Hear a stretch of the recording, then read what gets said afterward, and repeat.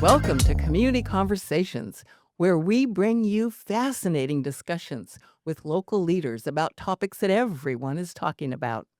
I'm Dr. Cynder Sinclair, and I will be your host today. Our special guest is Dr. Gayle Beebe, president of Westmont College. Welcome, Dr. Beebe. Cinder, thanks for having me, and please feel free to call me Gail. Oh, okay. Thank you. Thank you. Now, Gayle, you have been president of Westmont since 2007. Yes, So that means you're working on this is the beginning of year 18. we're just wrapping up year 18. We You're have wrapping it up. commencements next Saturday. Oh, golly. Yeah, So you're getting ready for 19. getting Holy ready to cow. start number 19. Yeah. Over that time, I know you and your team have made many changes and additions to Westmont. Maybe you'd like to highlight a few that you're most proud of. Well, I thank you for the question. We have been able to get a lot done. It's just been incredibly meaningful. The community has been incredibly supportive and also very generous. And so we've been able to build out the campus, 1,200 on the campus in Santa Barbara. We're only allowed to have 1,200 students.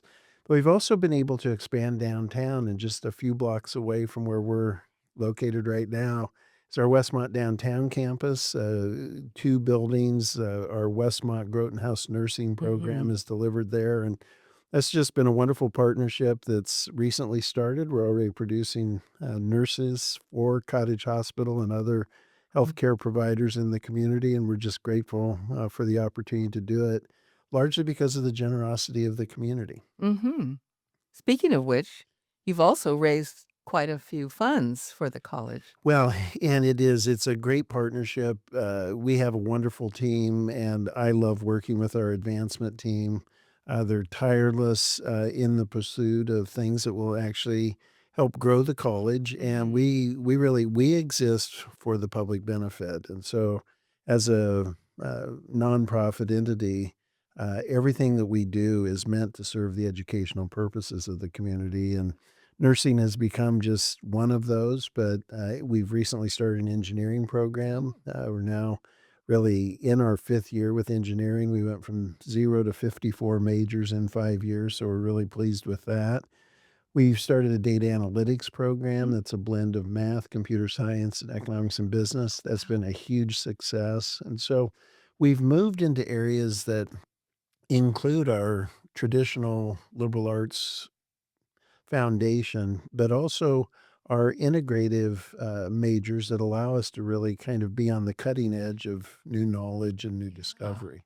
Yeah, it sounds like cutting edge is just the right word, and all of these, donations are tax deductible, right? Absolutely. Any gift to the college is, we're a 501(c)(3), and so they are tax deductible. And we're just grateful for, again, the provision. One of the things that you face in a community like Santa Barbara is you have a number of high net worth individuals and foundations, but you also have to have projects that they want done in the community. Mhm. And so the combination of wealth, the capacity, but Uh, also the willingness, has really allowed us to grow. so a person can go on your website and make a Absolutely. donation, or Yeah, they could send a check from their IRA and mail it to you, snail absolutely. mail, or come to your office and And the one of the favorite ways is literally to have their broker contact the advancement okay, office. all So right, that's good. there's all of those are if you just go to Westmont Giving, it'll take you right to the portal, and you can decide how you wanna do it. Thank you for letting me, even mention that. That's So important. it is, but, mostly we just love getting to be a part of the community and really being able to be Mm. an active and contributing member of the community. Well, and so we were talking about, ways that you have improved and grown Westmont. You've also navigated quite some challenges over the last several years, wildfires and mudslides and COVID pandemic. Gosh, it's almost like a storybook that nobody would believe. And I think I have heard you say that you have learned something from every one of those challenges. Maybe you could tell us about that. Oh, that's absolutely true. We arrived in 2007, and we would do fire evacuation drills on campus as part of just the general training that students have to receive for emergency preparedness. I used to roll my eyes, kinda like, "Oh, I can't believe we're doing a fire Oh, drill." golly. And then we had the tea fire. It was the fall of my 2nd year. It literally, within moments or minutes of starting, came racing down the hillside, engulfed the campus, would end up burning a third of campus, destroy 15 faculty homes, 8 buildings on campus, 231 buildings or homes in the whole community. And those of us who were here then know that it was just devastating. Well, Mhm. we rode out the fire with the shelter in place program that had been imported in the early 2000s from Australia of creating a structure that's fireproof and you remove all the shrubs from it, which is our gym. Our gym is a concrete structure. There are no trees or bushes around it. And so we all kind of rode out the tea fire as it literally engulfed the campus. And that was our first experience of wildfires in California. The recovery was long and arduous, but again, you began to learn and you began to understand. And so when the Thomas Fire happened in 2017, that came to the edge of campus. We were prepared for it. The firefighters were just present. It moved much slower. It wasn't a surprise, or it had started. And by the time Mhm. it got to Santa Barbara, it wasn't a surprise. But just a few weeks later, we had the Montecito debris flow, which Mhm. happened just to the east of campus. It didn't touch campus, but it wiped out all the infrastructure. Of course, it destroyed 100 homes, damaged 400 others, killed 23 people. I Mhm. actually would attend 7 memorial services Sheesh. of the 23, and so it was, it was just, disheartening. But you also, because of the earlier experiences, we knew we had the resilience to recover. Mhm. We Mhm. knew how to actually put the campus back together. We had to go to portable dorms, portable bathrooms, portable showers. We had to enact just a variety of other emergency preparedness materials. We would end up having several forced evacuations because the sheriff's office didn't know who was actually still in harm's way. We were eventually able to hire a hydrologist that proved that we were actually in a watershed that hadn't collapsed, and so Mhm. the reason the water had not come onto campus was because we were in one watershed over, and so they let us repopulate that September, which was just crucial, Yeah. and it had been very disruptive, but the fall of '18, we got to return to normal. Again, we learned so much, and part of the way in which that prepared us for the very unpredictable pandemic Mhm. was, we knew how to do a lot of emergency Mhm. responses that in the fall of '20, when many of my colleagues in LA and San Diego County weren't allowed to Mhm. repopulate, Mhm. the county public health office allowed us to execute our plan. It was a 146-page plan of how we would comply with their regulations and also have the students back on campus. We were one of the few that were actually allowed to do that. So we set up, because it's a mild climate, we set up 14 outdoor learning centers Mhm. under tents with just the screens so that every faculty member could broadcast their lectures and do their PowerPoints. And so we literally went to class for fall of '20, spring of 2021 before the vaccination had arrived. And we were able to continue to meet on campus just in outdoor classroom settings because of the mild climate and because of our innovation. Now that is the spirit of Westmont, that Mhm. we every time we have a challenge, we learn something new and then we take that learning and apply it to the next challenge. So, certainly been a lot of learning, things I, had no preference to ever have to learn, but, Golly. the learning was forced upon us and we've made it through, and, like so many things in life, every challenge also has enormous opportunity, and Mhm. it's really up to you in terms of how you respond to challenge, Mhm. as to whether or not you'll conquer it. Such creativity, such innovation. And so, no doubt the health department knew they could trust you. Absolutely. That was actually inspiring because again, this is just the beauty of our community. The people know one another and they trust one another. And Mhm. so the county public health knew the campus.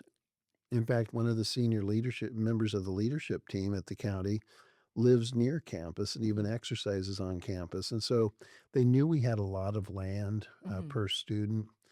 They knew that we would actually comply and that we're very willing. You tell us what the rules are and we'll live by them. Mhm. But thank you for letting us be open. And it honestly, it was just good for the students. It was good for the faculty. We all benefited from being together as we worked our way through it. But it was a very apprehensive time because people didn't know where the pandemic was going. Nobody wanted to get it because we just didn't have adequate understanding or treatment. And so it was, we had to be careful, but committing to be careful also allowed us to be open. So did these any of these challenges teach you something new about God? Absolutely. And as a person of faith, I think a lot of life teaches us more Mhm. about our life with God. So I ended up writing The Crucibles That Shape Us, and it was born out of I was speaking at our Lead Where You Stand leadership conference 4 years ago, and it's right as we were coming out of the pandemic. And a gentleman said, "You know, have you ever thought of writing about this? Because you've been through a lot of these challenges, and you know, it's instructive." I had made a presentation on some of the things I'd been learning, and so I took from that and actually wrote 3 of the chapters that are now in the book and submitted them to my publisher, who's published earlier writings.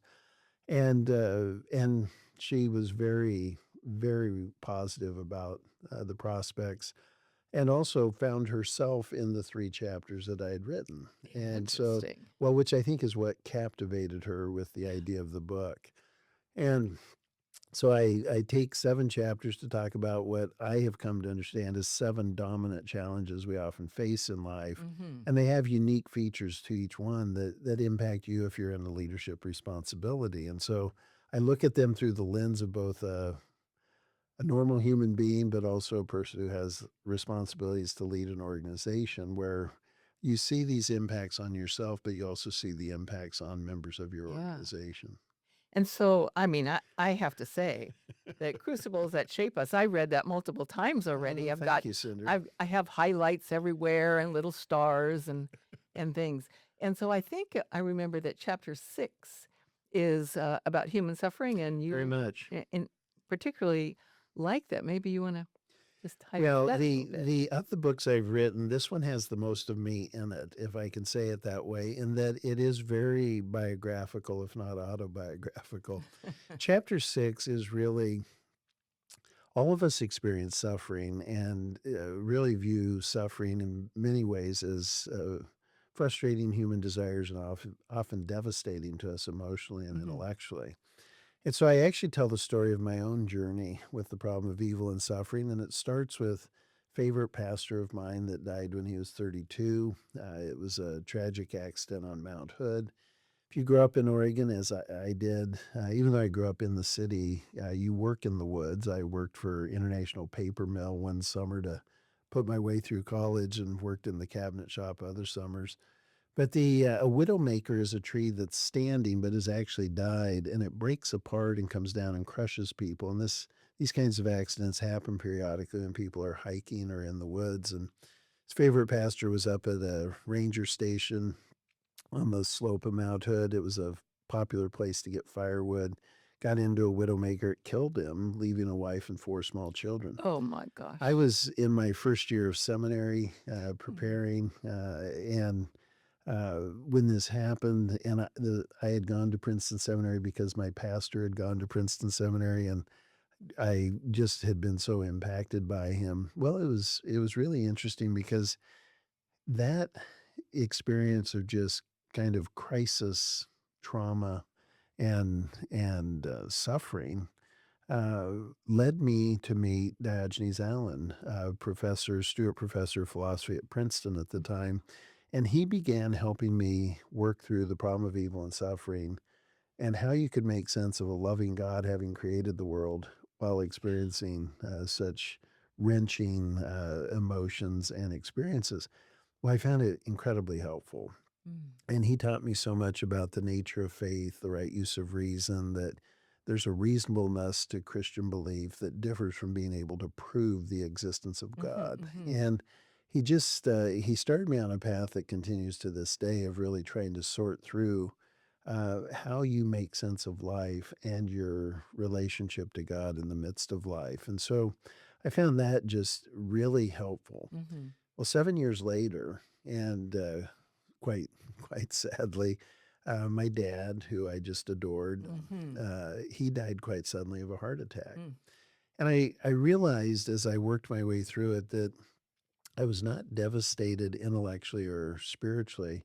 I definitely was devastated emotionally, but I Mhm. was available to immediate family members in a way that if Don hadn't have died 7 years earlier, Mhm. I wouldn't have been prepared for. And so I found myself really helping my mother especially, and also my sister, think through, their own understanding of the problem of evil and suffering and coming to terms with the death of my mother's husband and our father.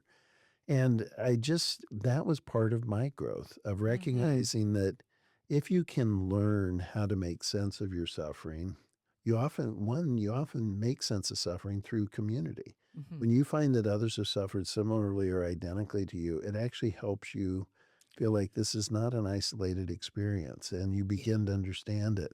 And in the response that you make to suffering, you actually grow. And it prepares you for the reality of life. The fact of the matter is, all of us die. How do we make sense of that? And how do we Mhm. find meaning and purpose in the number of days that we do have of life? Yeah, and you're so right. It's universal. All of the topics you address, all these challenges, crucibles as you call them, are universal. That's probably why I've read it so many times and I've shared it with many people. Oh, So thank thank you. you for Well, writing it. I loved writing it. The book is laid out kind of, these are seven areas that I have really had Mhm. to learn from and to try and grow in. Well, thank you for sharing yourself with us. You bet. You bet. So let's switch gears a little. So, Okay. maybe we can talk a little bit about challenges Yeah. in higher education in general, let's just say the country, but then bring it down to Westmont College Yeah. as well, because heaven knows there's a lot of that going on. And I know you have some very successful and creative strategies for handling some of that. Well, it's a really unique period in higher ed, and there's just been a lot of strife, a lot of high profile Hmm. conflict. You certainly saw some of the Ivy League schools, Hmm. especially particularly Columbia University, and then the response of the current administration to some of that, and so it's you recognize the challenge of how do you educate for essentially how do you live in a free society Hmm. with self-discipline so that you contribute to the positivity of society rather than its destruction. And you have to learn how to live together with difference. And so we talk a lot about part of our student life program is actually how do you live in community with people you disagree with, and which is something that we're growing very it's becoming more and more difficult in America. Years ago, one of my favorite writers, a sociologist at UC Berkeley named Robert Bella, wrote a book called Habits of the Heart. And it was Hmm. basically him looking back, along with five of his former graduate students, at Alexis de Tocqueville's work, Democracy in America. And this is 150 years after its publication. And he was saying, where did he get it right? Where did he get it wrong? And one of the points that Bella makes is de Tocqueville believed that the two dominating philosophies were equality and individualism. And he said, but because of the kind of compensating virtues of so many voluntary associations in America, that equality would win out. Well, Bella says, unfortunately, individualism has won out, with the result that people are now dividing into what he called lifestyle enclaves, Mm. where you only hang out with people who think like you, look like you, Yeah. etc. And this was 1985 when he Mm. wrote the book. And so you're looking back 40 years and recognizing his observations have only intensified, they haven't Mhm. lessened. And part of what Bella calls us to is how do we learn to engage in disciplines that will actually bring us together and bring us into community. David Brooks, who we have every year at our Lead Where You Stand conference, he is making great contributions along with several others at talking about what does it mean to create the capacity for what he calls the eulogy virtues, Mm. not the resume virtues. Mhm. And the eulogy virtues are really those things that allow us to live together in community and learn how to understand and respect one another, even when we don't agree. You know, that is such an important lesson for students to Yeah. learn, and what a great opportunity for them. I don't know that I've heard of any other college or university teaching such a thing, and yet it's so powerful and so important. One of the well, I appreciate that observation because what we strive to do, we don't always get it right. But what our attempt is, if you, as a student, want to publicly disagree, Mhm. what we would Mhm. might call activism Sure. or some sort of demonstration, you have to first go to the person you disagree with, you have to go to their presentation. You have Ah. to be there respectfully, and then after you've done that, then you can go and we have designated areas where you can practice your activism. You can express your point of view in opposition, but you can't go to the other person's public presentation and disrupt it. Oh, of course. Yeah. And so what I appreciate is it's truly trying to say you can have disagreeable points of view, but you can't be disagreeable.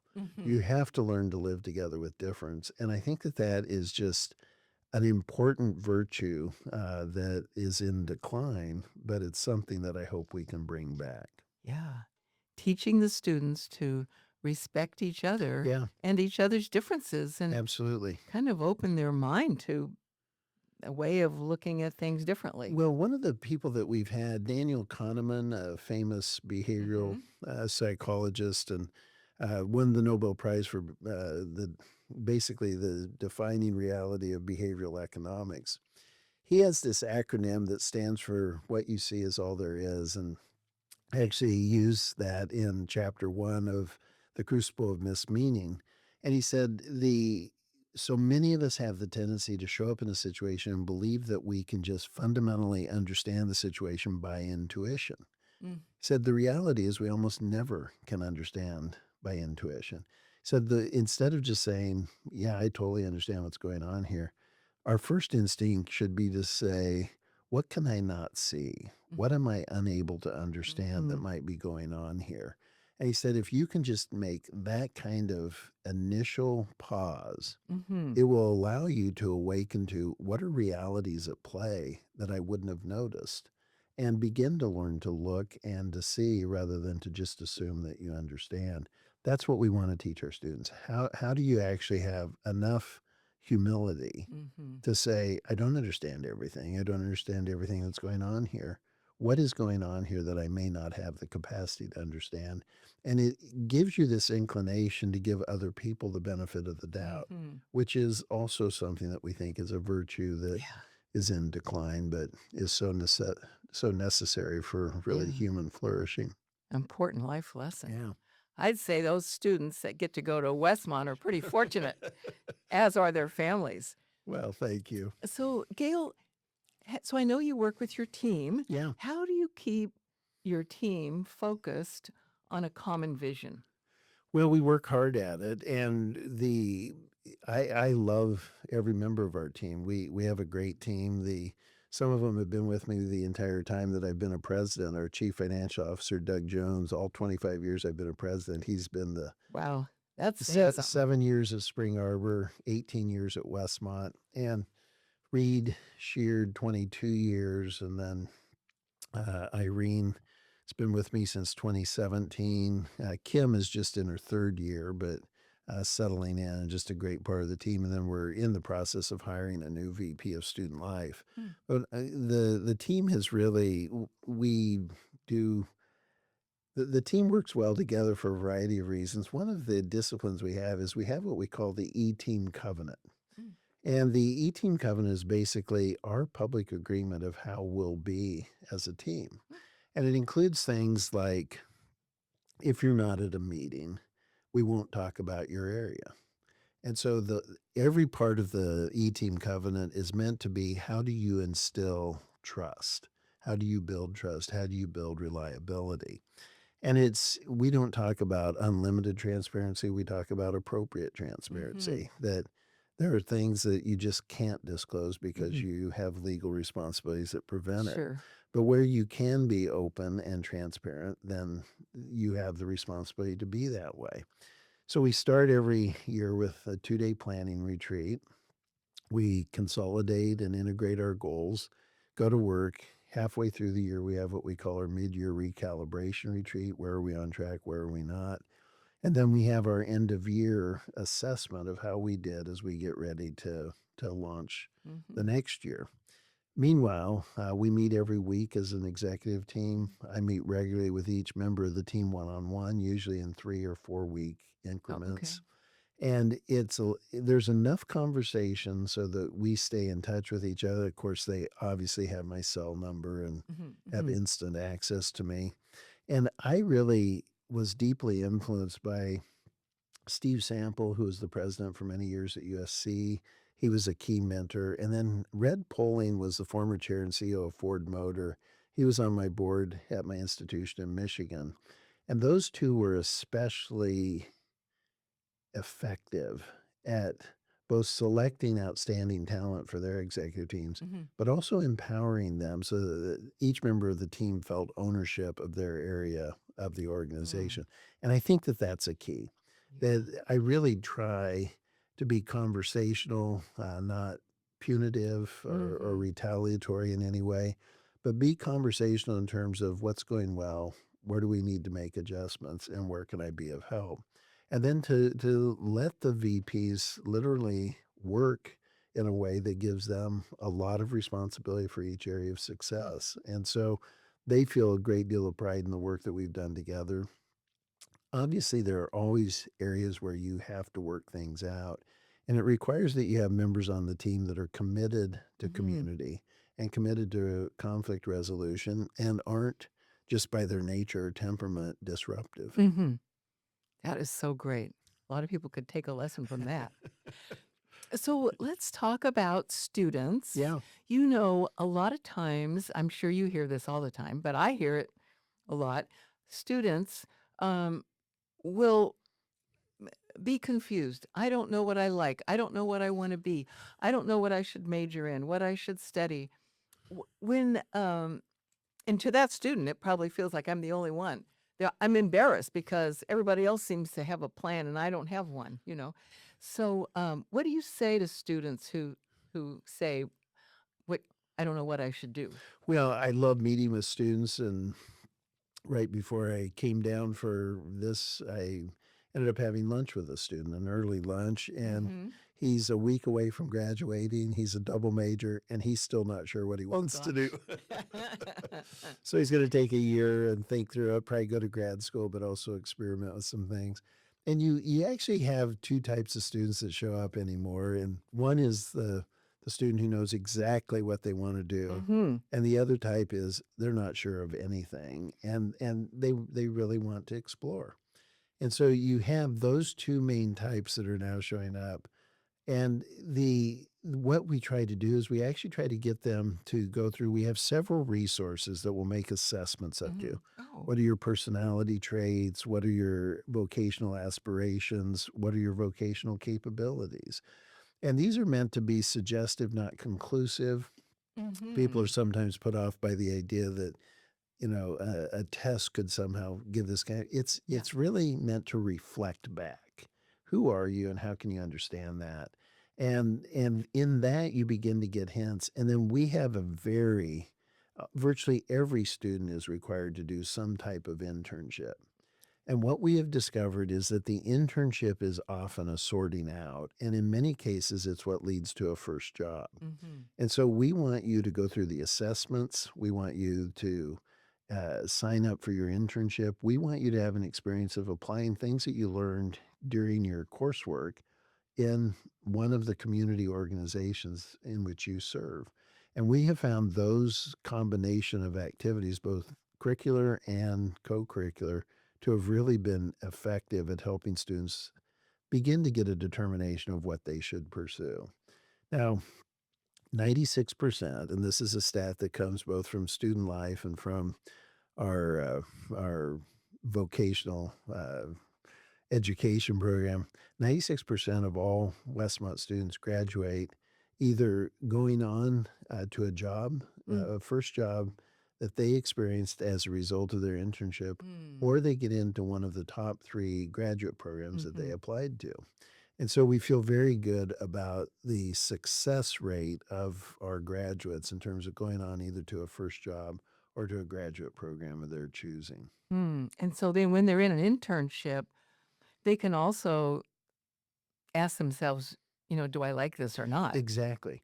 Well, and the internships have feedback loops in them. And so they're under the mentorship of a faculty member. They're also under the mentorship of the person in the organization to whom they're assigned. All three of my children are graduates of Westmont. All three of them had internships. All three of them, their first job was a result of their internship. So it's Yeah. and it included, my daughter who did nonprofit. My oldest daughter did nonprofit. Mhm. Second daughter did Habitat for Humanity. She now works for Habitat for Humanity, King County up in Seattle. Our son, his summer internship was at PricewaterhouseCooper. He became a accountant with PricewaterhouseCooper for 3 years. He's now a senior accountant Mhm. for Selkirk, and so I can personally relate to walking this path, not just with students, but with my own children Yeah. who became students, and I'm just very thankful for both the work of the vocational center, vocational aptitude center, as well as just the faculty in preparing Mhm. my children as Westmont students for a life of meaning and Yeah. impact.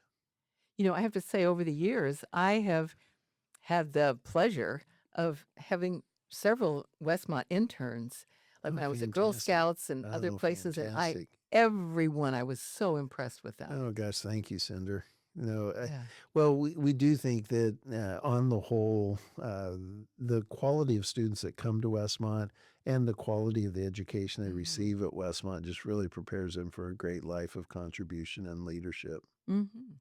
Okay, so let's talk about, your own education journey. Peter Drucker and Yeah, Princeton, and so but yeah. the impact of your own journey on your life. Let's talk about that. Well, I was born and raised in Eugene, Oregon, and my dad was a public school superintendent. My mother was a first grade teacher. So I grew up with education. It was very much dominant part. The University of Oregon's located there, and it's kind of the epicenter of the community. We loved going to everything associated with the university. And so I started off, I actually was recruited to play football at the University of Oregon and then Golly. had a fourth concussion, which in a Shrine State game. And so was not allowed to play football anymore. And I kind of had to redirect my life just a few weeks before I thought my life was going to be one way. Again, you look back on this and you think, okay, there are just so many things that I used to never admit that I'd had concussions, because people look at you and wonder, is there cognitive decline and how is it showing up?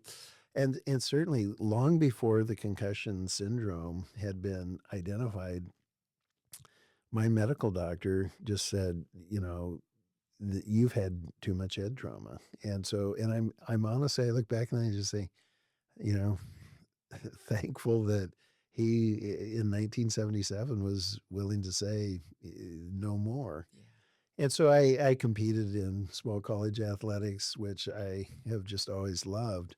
But it gave me a reorientation to I'd always loved school. I'd loved just competing in the classroom as much as on the field. But this time it was now essential that I Mhm. actually give my life to the life of the mind. Well, fast forward in my senior year, I have this intellectual awakening, and that's really what began to just propel me. I then became interested in going on to grad school. Who had influenced me the most? Don Green had. Where had he gone? Princeton Seminary. And so I chose places based on the people who had impacted me, who had impressed me. Hmm. I had the most phenomenal education, and I go on to Princeton. It was 3 years. It's the longest master's degree. You have to learn two languages. Oh You do gosh. all of this all of this work, but it was just it literally taught me how to think, and I just feel forever indebted. Well, I get into life and begin to realize where there are holes in my preparation, including in the business side of every Mm. organization. And I discovered this program at Claremont Graduate University where you can do a PhD in a humanities discipline and an MBA in strategic management, and of all things, work with Peter Drucker. Wow. And so in 1990, we moved. We didn't have children yet, but Pam and I moved to well, we lived in Orange County. She actually taught in Orange County, and then I would commute up to Claremont. It was always counterflow, so it was really easy on the LA freeways. And I would take 2 PhD seminars and 2 MBA classes every semester for 3 years, including summer sessions. And the it was amazing. I mean, it's like I would have a Hegel seminar and financial accounting, in the same semester. So it's 2 completely different ways to think, and but it again was just part of that preparation, and so I've ended up with a lot of earned degrees. I've spent a lot of time in class, but I it also coincided with a lot of things I was doing vocationally that had direct bearing. And I am forever grateful that I had the privilege of studying with Dr. Drucker. In addition to the 4 classes I had with him, it was a 60 semester unit degree, so it was very comprehensive. And but here's what I learned. Dr. Drucker was probably the most available professor I Mm. ever studied with. And here he was world renowned, but if you were a student and you wanted to have lunch with him, he would make time for you. I Wow. I just and so why do I make time for students? Because of Dr. Drucker.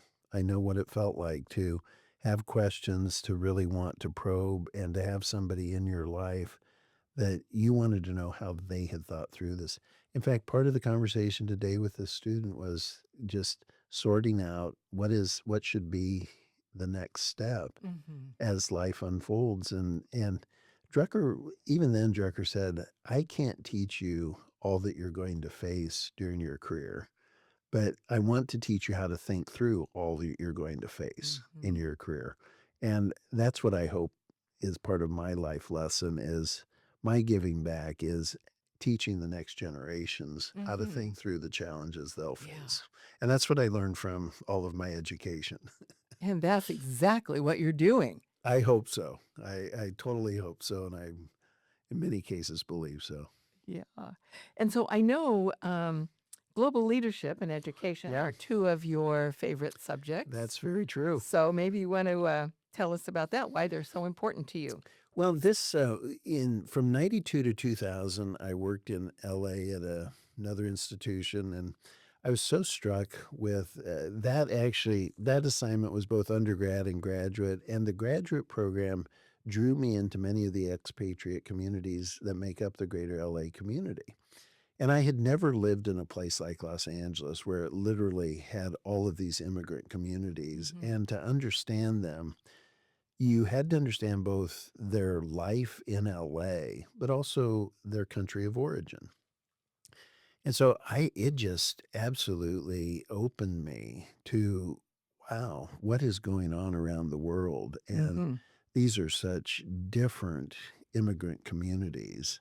And the how are they getting assimilated into American life so that they can preserve a sense of their own identity, but also how do they come to terms with the American system, the mores, the cultural Hmm. uh, atmosphere of America? There are just so many places my mind goes of experiences and situations I ended up in as I was working with these different immigrant communities. That's what actually supercharged my interest in global leadership. Mm. And then I began to look at how do people come to understand their jobs and how do they work effectively in them. And I was drawn to people like Erin Meyer, who wrote the book The Culture Map, where why did she write the culture map? Well, her first responsibility at INSEAD, the famous business school in Hmm. Paris, was outplacement of executives that were retooling. In other words, you would come in from one country, you would go through a seminar or a series of courses at INSEAD, and then you would get placed by your multinational in another country. About 50% of the time, it didn't work out. And she became curious about why do some succeed and some fail? Well, I Mhm. have that same curiosity. She began to discover that there are these 8 areas that are kind of dominant in every country in terms of you have to understand how communication patterns happen. They don't have everybody communicates, but the patterns aren't the same. So how do you understand that? How do you understand their attitudes towards time? Like you'll end up in one country, very loose affiliation with chronological time. Mhm. You'll end up in a place like the United States where we're very driven by chronological time. And I began to get interested in that. And then I became interested in how do we learn? How do we become self aware? How do we become, develop a capacity for self Mhm. regulation? And so that combined with all of this interest in the global arena. And then I get to Westmont, and one of the two faculty, Mary Doctor and Laura Montgomery, have put together a pioneering uh, orientation, and it's called the Cycle of Global Learning. Mm. And in the cycle of global learning, it's a 3 semester process where the semester before you travel and study overseas, you get oriented to how do I enter a foreign culture. Then the semester that you travel and study overseas, you travel with faculty not to hover, but to interpret. Mm. And one of my favorite poets, one of my favorite lines from a poem of his, T.S. Eliot's The Four Quartets, Mm. says, they had the experience, but they missed the meaning. And I think, That's great. isn't that an Yeah. awesome Oh, line? wow. Well, I think that's true of us globally, that we Mhm. have the experience, but we miss the meaning unless we have experts there that can interpret. And so our faculty travel to interpret. But then the most difficult part of the learning is bringing it home. Mm. And so we heard multiple accounts during my first year of students who the most phenomenal part of their experience was traveling overseas with other Westmonters, only to come home and feel completely misunderstood. Well, Mary and Laura had taken that on and they developed what they called the reentry seminar. And I joke, it's like bringing a spaceship back into the Earth's atmosphere. You don't want it to burn up. And the wonderful thing about that is it truly looks at all 3 components as critical to your experience abroad. That you have to be prepared to enter a foreign culture, you have to experience the culture, but learn how to put it in a framework of meaning, Mhm. and then you have to integrate it back into the life you Mhm. have as you return. And that has just in so many ways, whether you ever work outside the country or not, one of the things I learned during my, study with Drucker is he was the first one talking about our generation, my generation would face a 50-year working life Mhm. with 14 to 19 different working assignments with one outside the United States. What are you doing to actually prepare for that? And so that was a mindset that was different than any mindset that we had had previously in our country or even in our industries. Mhm. And that also motivated my interest. Wow. That's pretty powerful. Now, I'm interested if so if you would describe your personal practices for staying connected to your vision. Yeah. Well, I have a pattern. I go to bed at a reasonably early time, and it gives me enough sleep that I get up every morning at 4, and I don't set an alarm clock, so it's but I go to bed at 9, so that's still a decent night of sleep. But the getting up at 4, I have a discipline of reading, I have a discipline of meditation and prayer, and I have a discipline of going through my calendar. And so the reading is critical because as many of my responsibilities are extroverted oriented, Mhm. there's an element of it that's depleting. Well, reading actually restores my energy. And so Mm. I benefit from being able to learn. And if I feel like I have enough time to learn something every day, then it's easier for me to be depleted at the end of the day. And then the working through or thinking through my calendar, I like to be able to anticipate what I know is going to happen because so often I don't know what's going to happen Yeah. and it helps me adjust. And so that's where I actually do the review of both what are my priorities and am I actually using my priorities to structure my calendar and my appointments. And so every morning I think about the previous day, what went Mhm. well, what do I need to recover from? Is there anybody with whom I need to do repair work? And then what's coming this day? Mhm. And including this morning, I was thinking about what it would be like to be with you today and Mhm. thinking through this time and how I could make use of it in a way that would just be meaningful both for you and for me. Mhm. And so it prepares you for what you can anticipate. Of course, unbeknownst to me, 2 interruptions earlier this morning, Gosh. and but that's when school's in session, I always joke the day never begins and ends the way you think it will, and then once you get into the summer, you're still working, but you have a lot more control and Yeah. predictability when school's out of session. Well, I think we can all take a page out of your book for your daily practice. That is great. Even if you're a person of faith or a person of no faith, but high moral standards, Mhm. it's really just a time to think reflectively, to Mhm. become self-aware. I think of Daniel Goleman's work on emotional intelligence, that he is so helpful in helping us, every single one of us, become more self-aware so that we can have better self-regulation. And Mhm. I had never heard the term amygdala hijack until I was Mhm. reading his work in the late 90s. And I recognized that so often people ruin opportunities because they can't control their temper. Mm. But why can't they control their temper? Usually because they've experienced some level of offense and disrespect, and they Mhm. react out of that sense of feeling offended or disrespected. Mhm. And if they could only learn that they're vulnerable to that, that that's almost a universal, all of us can be offended, often for different reasons. But if we can actually manage ourselves in the moment, Mhm. it really makes a difference. Chapter 2, where I talk about the crucible of enduring challenge, I have 12 categories or 12, Mhm.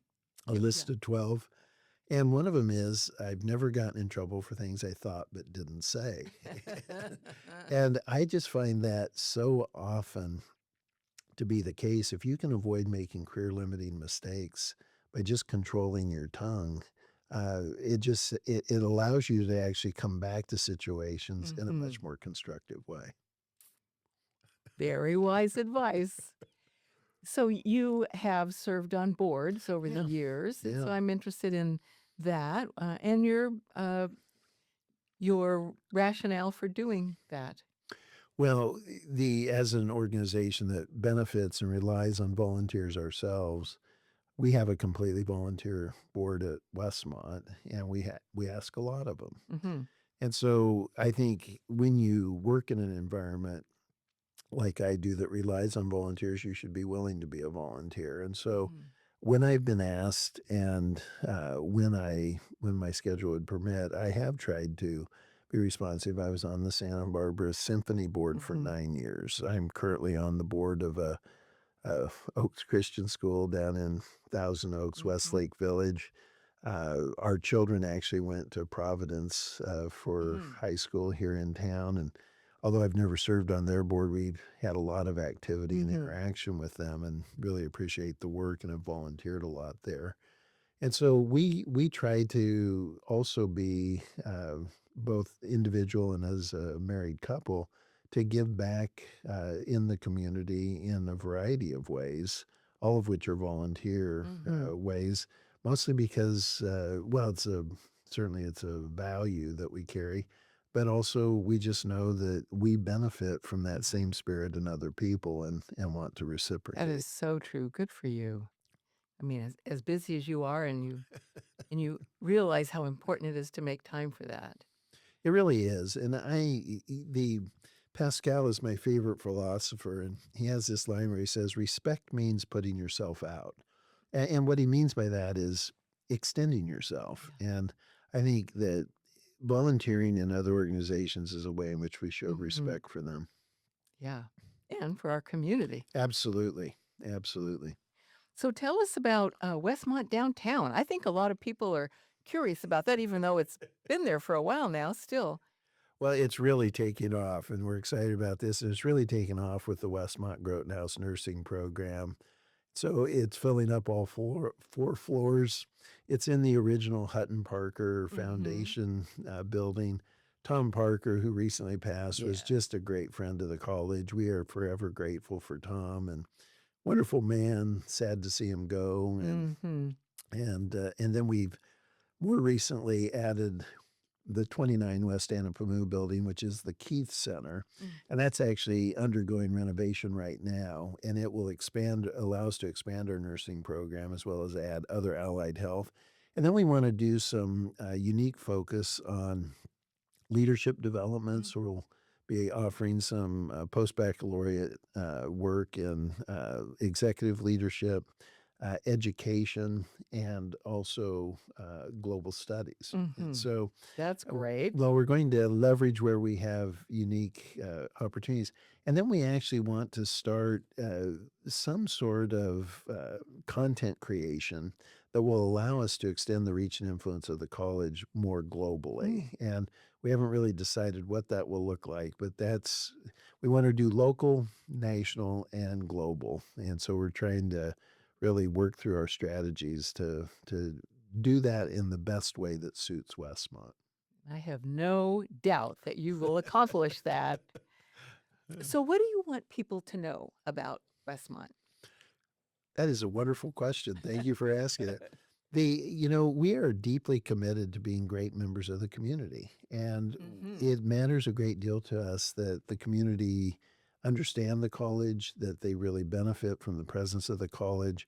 I am always heartened when people say, "We love hiring, we love hosting Westmont students. Mhm. We think you're an incredible asset in the community." That just matters greatly to me and I know to the entire Westmont family.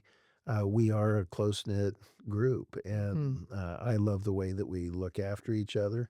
We often talk about being people of faith, but also being committed to the intellectual tradition that actually puts a high premium on great study. Mhm. And that we believe in the value of discipline and being an active part of our community in ways that benefit the community. That's great and so important. Can you tell us about a pivotal experience from your life, either personal, professional, or both? Wow, there are just so many of them that have really been significant. One of the most pivotal experiences pertained to 2 conversations I had when I was thinking of coming to Westmont. The invitation to candidate had been sent to me, and I had loved my time here as a student. And the one was a conversation with Red Poling, who was the retired chair and CEO of Ford Motor, and the other, I mentioned him earlier, was Dr. Sample, who was then the president of USC. And in both cases, they surprised me. And in part, they surprised me because my relationship with them at that point in time was very clear and defined. And they didn't let that limit them. Red was, of course, based in Michigan. And he really said, "Where will you have the greatest opportunity to learn and grow? Mm. Where will you have the opportunity to be the most like yourself?" He actually took me through a series of questions I just found really incredibly insightful and very helpful. And then Dr. Sample talked about his hesitancy initially to candidate for for the position at USC. He was president of SUNY Buffalo in Mm. the State University System of New York. And then he told me he'd been there 11 years, had this experience one day where he realized, he had been thinking about it very differently. And in his interview process with USC, he really realized that he wanted to be there in a way he had never seen.